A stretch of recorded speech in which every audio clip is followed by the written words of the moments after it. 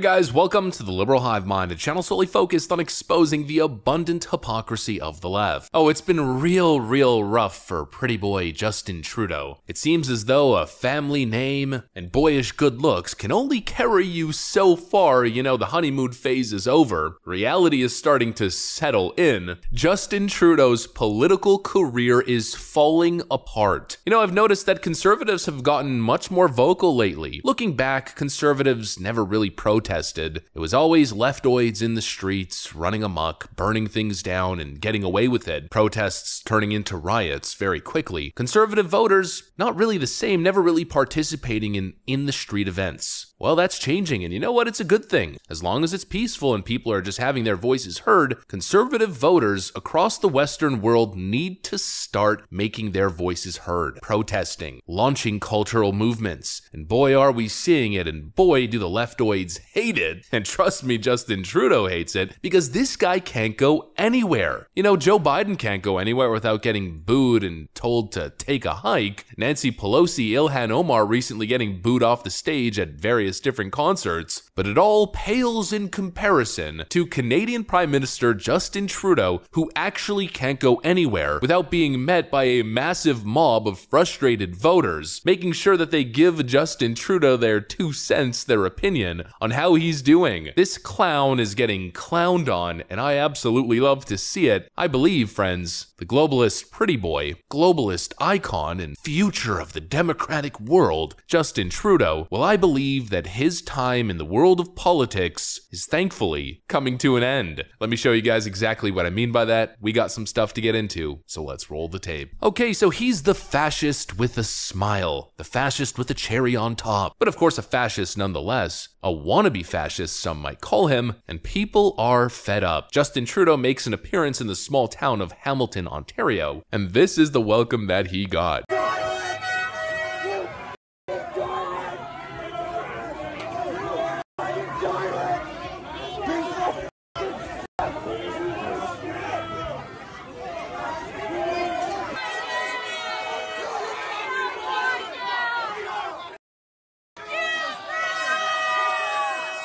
He can't go anywhere. Everywhere Justin Trudeau goes, it's the exact same thing that happens. People are there waiting for him, essentially ready to flip him the bird. Whether vocally or physically with their hands, everywhere he goes, he meets the bird. Whether it's on his way to a restaurant or on its way back to his motorcade, every single time, this is what happens.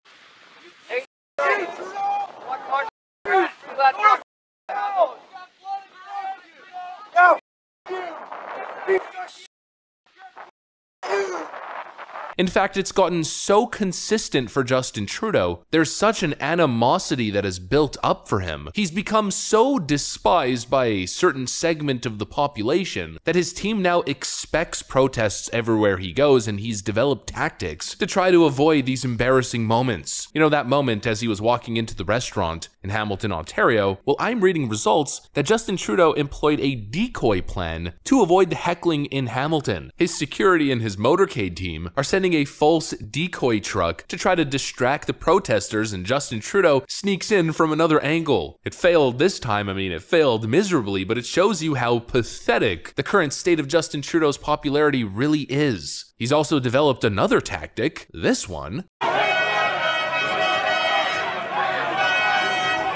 You might not have noticed the context there, but that's Justin Trudeau putting his hand on his heart and waving to the crowd, pretending as if he's being met by adoring, loving fans, probably hoping that some of the mainstream outlets are going to take that photo, ignore the context of what really happened, and write some dishonest fluff piece of just how loved and just how great Justin Trudeau's trip to Hamilton was. This guy is such a rat, it's not even funny. And of course, he's making it worse for himself, little trust fund Canadian baby. Mr. Wannabe CCP tyrant just refuses to learn from his previous mistakes. His main mistake is his unwillingness to listen to people with opposing viewpoints, to castigate them as extremists, to totally disregard their voices in the political sphere. Honestly, he set the strategy that Joe Biden seems to be following now. And if you're asking yourself, well, is Justin Trudeau learning and actually listening to people who have concerns and people who are protesting him? Nope. He's still being the smug, arrogant trust fund baby that he's always been. Folks and teams that I met in various places during our couple of days here have been thoughtful and open and warm. And a handful of angry people do not define what Hamilton is or what democracy is.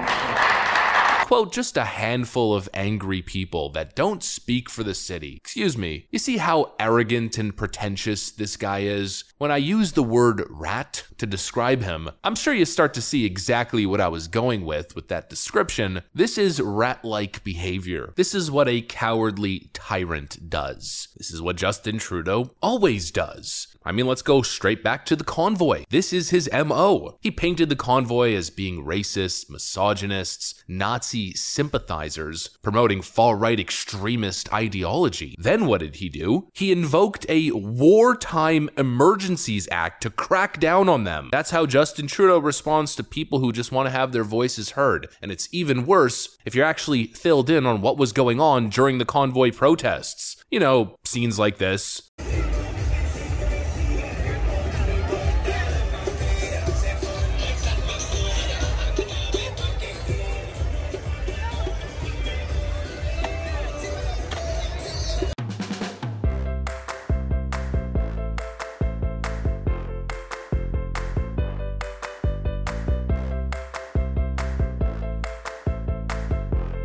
Yeah, real extremists. Let me repeat what I just said earlier. That, right over there, is what Justin Trudeau invoked a Wartime Emergencies Act to crack down on. That's what I mean by rat-like behavior. And of course, Justin Trudeau's Liberal cabinet ministers and media figures are doing the same thing with the incidents that happened in Hamilton, Ontario. Here's Gerald Butts, Justin Trudeau's right-hand man. These folks are not the first people in history to take selfish advantage of the freedoms granted them by their democratic country to put on a show for the cameras. They won't be the last. Taking selfish advantage of freedoms granted to them by their democratic country. What kind of statement is that? I don't even feel like I have to address that statement. It's so despicable, so disgusting on its own, you guys get the point. Here's Gary Mason with the typical NPC Ukrainian flag. Please tell me Pierre Poilievre, by the way, the conservative leader that's now challenging Justin Trudeau, please tell me if Pierre Poilievre has denounced these scenes of extremist behavior. Horribly scary. Yep, when right-wingers peacefully protest, not smashing any windows or doing anything violent like we've seen Antifa and BLM protesters do in the United States and in Canada as well, those aren't the extremists. Of course, the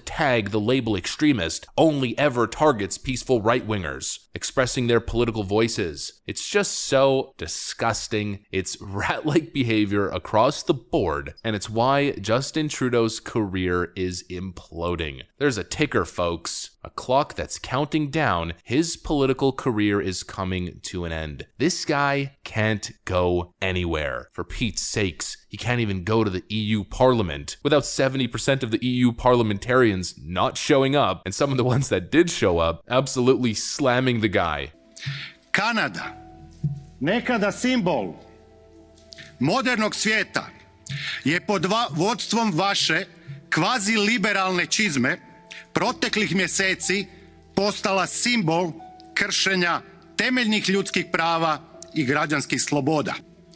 Za vas su to možda liberalne metode.